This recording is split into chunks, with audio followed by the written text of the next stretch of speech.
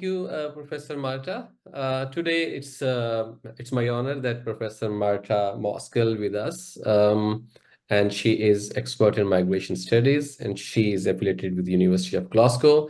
We will talk about some practical and theoretical challenges doing research with children, particularly with reference to participatory research methods. But before that, I would like Professor Marta that you introduce yourself. So I work at the University of Glasgow. I'm based in the School of Education. And my area of studies is mostly migration studies. And I've done several projects with migrant children, young people, youth, migrant families. More generally, I'm interested in the concepts of citizenship, belonging, homing, and so kind of in the areas related to home studies recently that has been called. And I would like to share some of my experiences during this talk in relation to those research. Yeah. Perfect. Thank you, Professor Marta. Okay, we will just start talking about participatory research methods. Well, we can begin with your concept or your definition when you look into participatory research methods with reference to doing research with children. How do you see what is participatory research method when you think about doing research with children or doing research for children? Yes. So here we are entering a very interdisciplinary area, and the researchers from diverse disciplines have sought the research method that are particularly well suited for to work with children rather than on children. So that's kind of approach which fits within the kind of new orthodoxy of childhood studies to recognize the value of children's voices. Yeah? So we are looking at the possibility to work with children rather than on children. And so that aims to enable children's perspective to be surfaced and to children to be engaged in the research and to make their knowledge and their concerns visible to the adults. So that kind of could help to identify the issue which matters for them and effectively help to solve some of the problems related to their lives. And what was my particular kind of expertise or developing expertise is the participatory visual methods, which includes drawing and photo illustration, but also other participatory methods like based on art-based, so allowing children to develop some art, get an art producer to develop some art, but in different forms. Yeah, sometimes it could be a scrapbook, for example. Yeah. And I usually combine this kind of visual methods or with narrative. So I usually talk together about narrative and participatory or visual research methods. And so I find narrative very important here, narrative approach and eliciting narrative or thinking about narrative as a story or storytelling and eliciting it from the children. And I'm obviously not alone here. Is quite well developed area now, and also in migration and refugees. Multiple studies have collected and examined narrative and work with the participatory approaches. And narrative is important here because it enables to address many issues in relation to migration. I don't know if I should continue on that. Yes. I found that interesting because if we work in the European context or Western context in more generally, the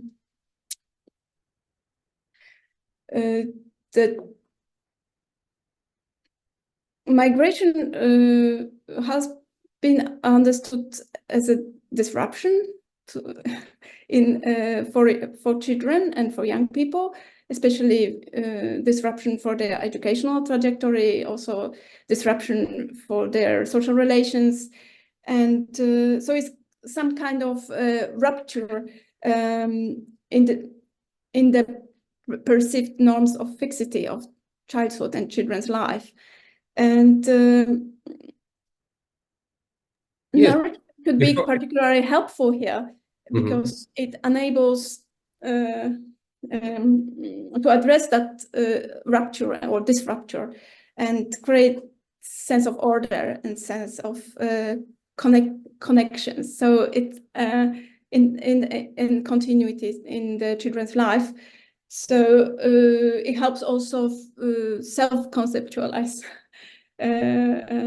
children's life. And so in a sense,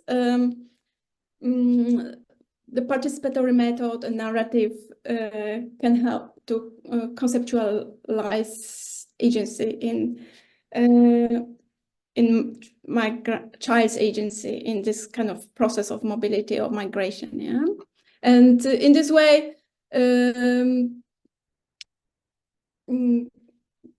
the migrant childhood studies could connect to the more kind of mainstream migration studies agenda and the recent developments of kind of bringing migrant agency forward. And you probably were familiar with the theory of Jürgen Carling and Hein de Haas and all those recent developments in migration studies, which talk about migration as a function of aspiration and capabilities. I think we had a previous discussion about it. Yeah. So they all talk about the importance of surfacing the migrant agency, yeah, despite all the structural constraints, and which are the main concerns of historical structural migration theories or the functionalist theories, where the migrants are portrayed as relatively disempowered. Yeah? They don't have an agency. Yeah? But all those new kind of theoretical development are putting the lens on migrant agency and trying to figure out how much agency the people have, where that agency is expressed. Yeah, and I think in parallel there are the same developments in the research on migrant on children and young and with children.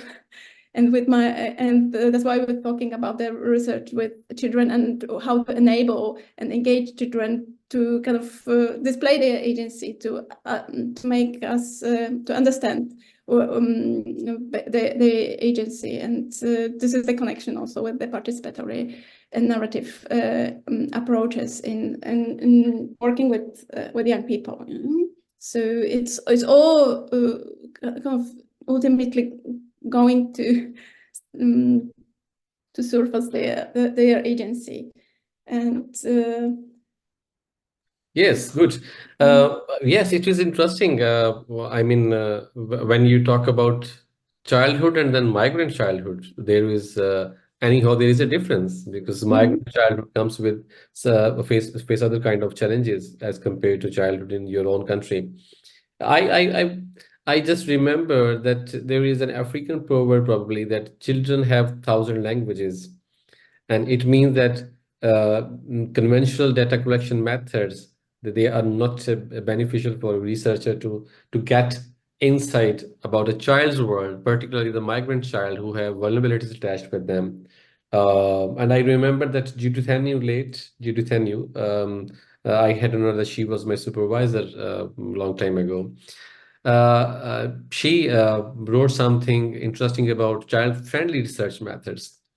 And they were very much what you were talking about, that children can be engaged in other ways, writing, drawing, guided tours, performing arts. And there are several ways to engage children to learn their perspectives. So it is very interesting. So I can now understand that why using participatory research method is significant in child research, particularly with reference to migrant child. But now, if you see, participatory research methods comes with the challenges of executing them. I mean, you have to collect data, but then you have a different type of data to analyze. It is not like a content analysis of a qualitative script. So what are the practical challenges that a researcher or the young researcher who try to engage in participatory research methodologies they can face with respect to collection and analysis of the data? Child-centered scholarship, yeah?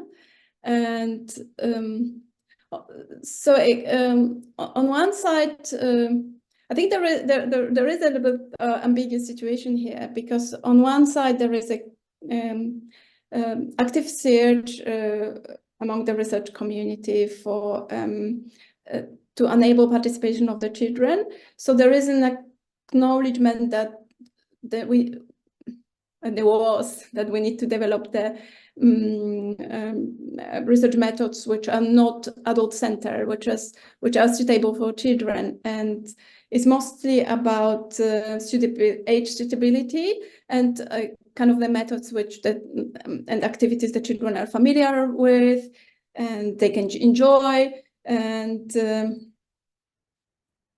if they can enjoy with those kind of activities and they can be pleasant for them, then they can be useful in bringing their experiences and kind of surface the complexity of their experiences.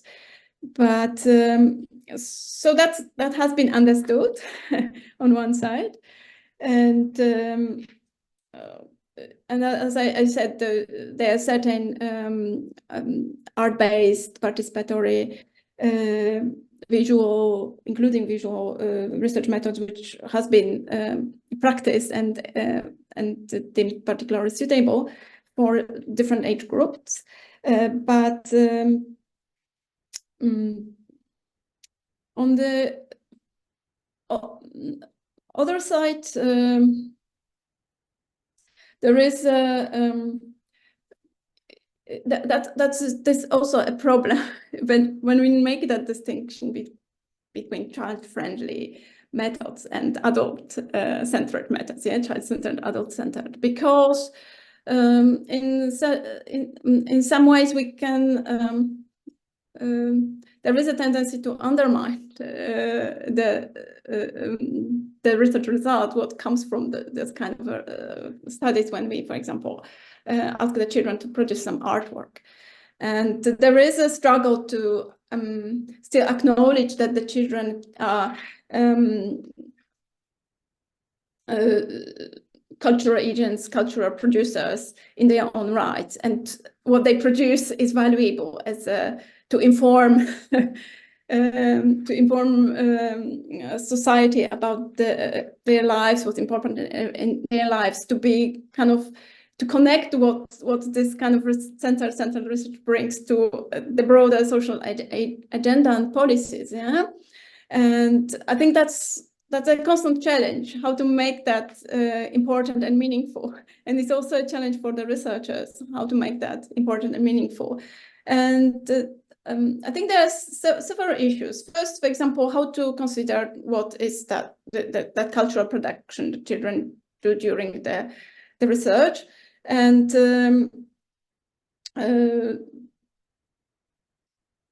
sometimes there has been a misunderstanding that the work the children produce then needs to be interpreted by adults, and then again, how far we go with this interpretation.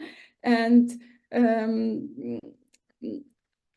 I think we need to be clear that the cultural production, the artwork, for example, the children to produce during the research is not substitute for their voices. It's not to silence the children and mute their voices because we have the artwork, so we can then speak for them. Yes, it's and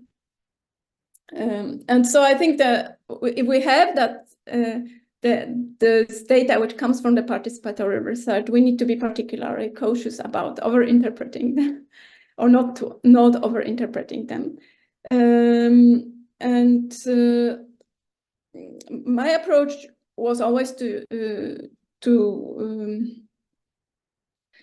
place importance to children's, for example, artwork, as a catalyst for further discussion, for example, with children. So let them speak about what they produced. Yeah, let them to say what's important, and there are several other issues related to that. For example, which are also coming from the growing ethical responsibilities we have when we do research with children. And I observed that in, for example, here in the UK context, that we need to increasingly produce more and more kind of more ethical considerations in terms of, for example, bureaucracy and paperwork, to prove that we are not doing anything which will be damaging for the children. And that also includes the issue of anonymity, of and how to anonymize anything produced by the children. Yeah, and that could be problematic, yeah, because sometimes that also is a way of silencing children. Because sometimes the children do want to be recognized, for example, for the work or artwork they produce during the research, but the ethics process often do not allow us to reveal and connect the children's names and to what they produced during the research. So that could also be interpreted as a way of muting and silencing children's voices, yeah? Because we cannot really associate the artwork with the people, and that could be also challenging. How we actually kind of on one side recognize the children as a cultural producer when we do use those art-based participatory methods, and on the other side then assure that everything is ethical and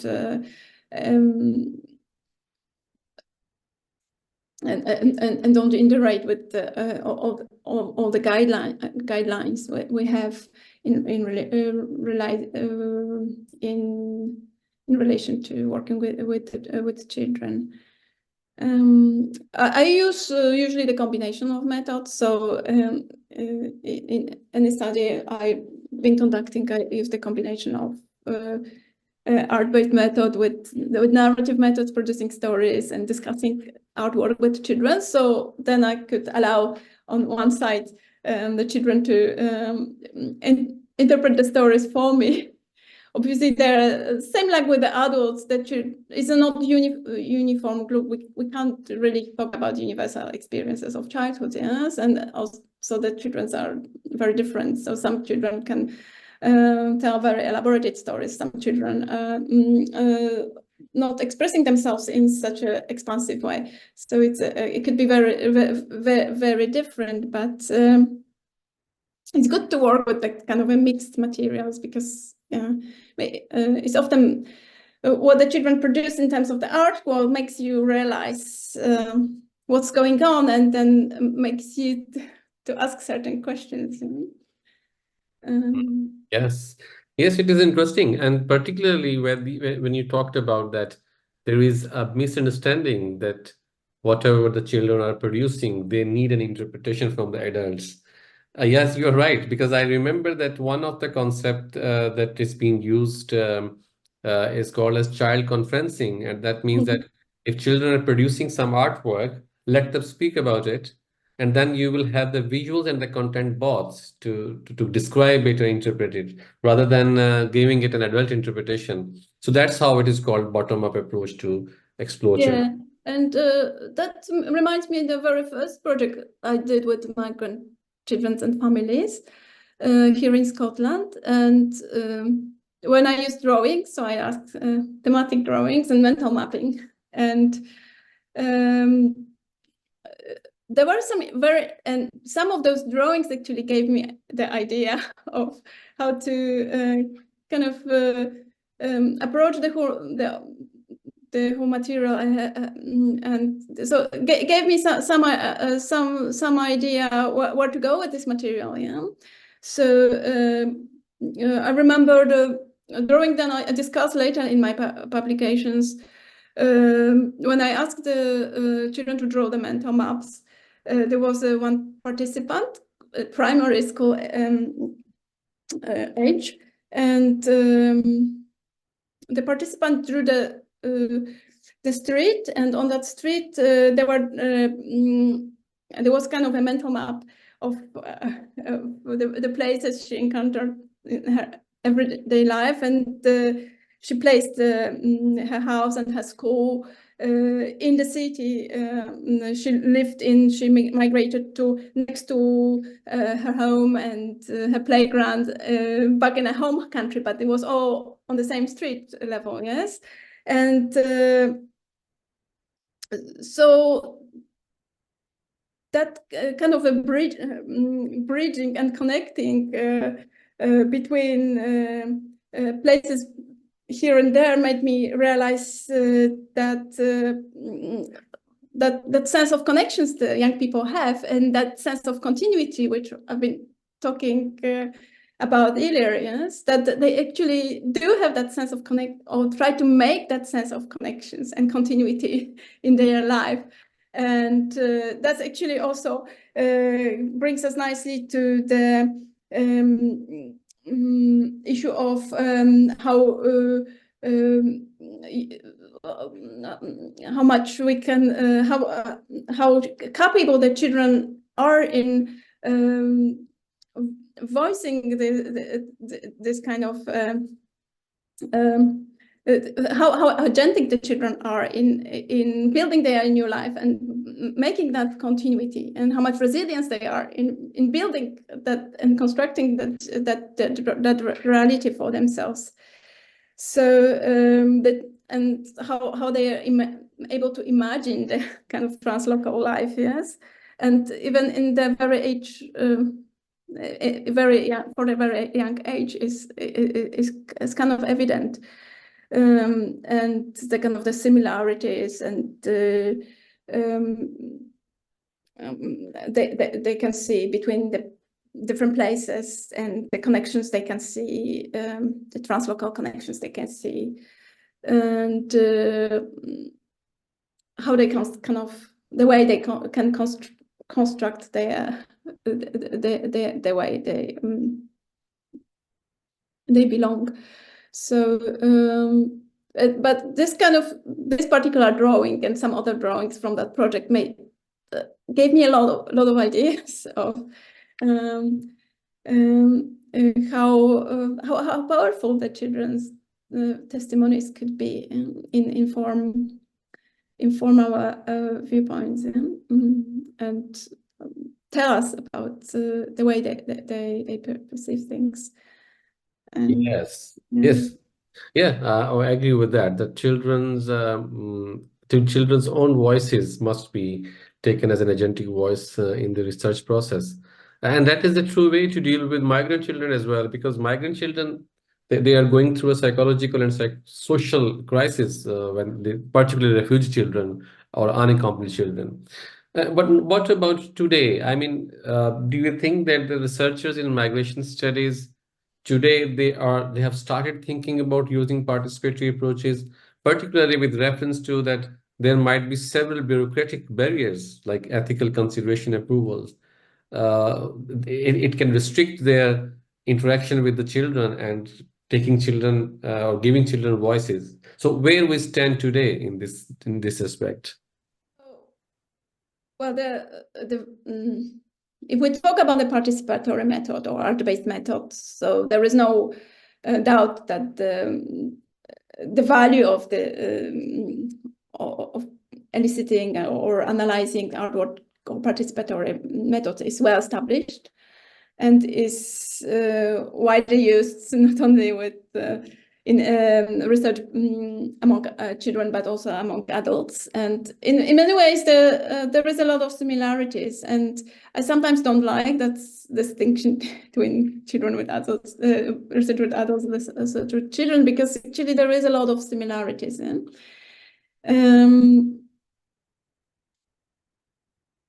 So those art-based and participatory methods have been often discussed as not only suitable for a child-oriented research process, but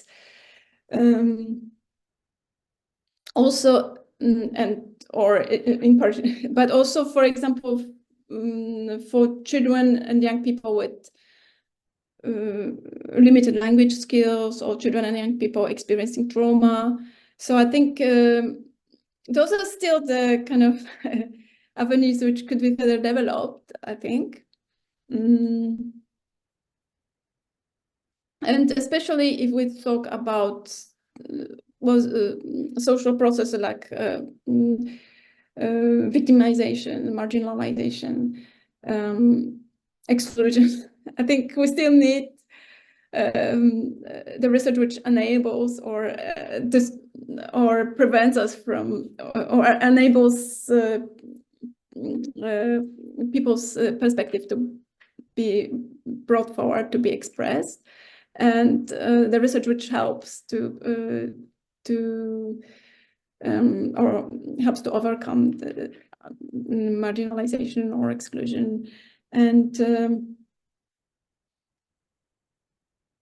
in this way, for example, there is area especially developed in human geography or in anthropology, which is called everyday politics of childhood or youth, and that's also relatively recent development, and I think it's also promising area for further exploration, where the participatory methods could be particularly helpful. And this is where this kind of one-directional understanding of immigration or and change to kind of more trans-cultural, transnational, translocal understanding of the complexity of young people's life could be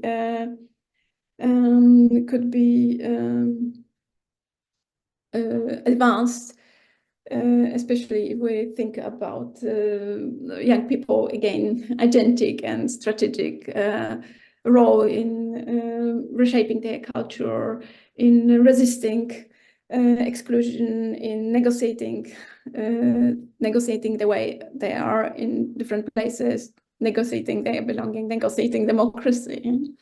So I think this is where this is still the area which could be further explored, further developed, and definitely needs to be advocated for, in my view. Yes. That's what I was also thinking when you were talking about these areas that are still being evolved and developed. And I think now the people in childhood studies who have been advocating these child research methods or child research methods for years, now they have started thinking about that, looking into the migrant children's life. They have several other complications that need to be addressed. So I agree with that we are still far behind using participatory research method in its true sense, and there are a lot of gray areas that need to be addressed. Well, it was very interesting discussion with you, actually.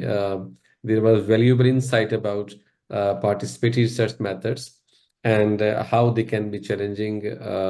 And if I can outline some of the thoughts that you have provided me and my viewers today, is that using child participatory research method is not easy at all, like using other interview or focus group based research methods, because it involves several complications and sensitivities. And then reading and understanding children and their world, you have to negotiate the realities through their perspectives. So this is another good thing.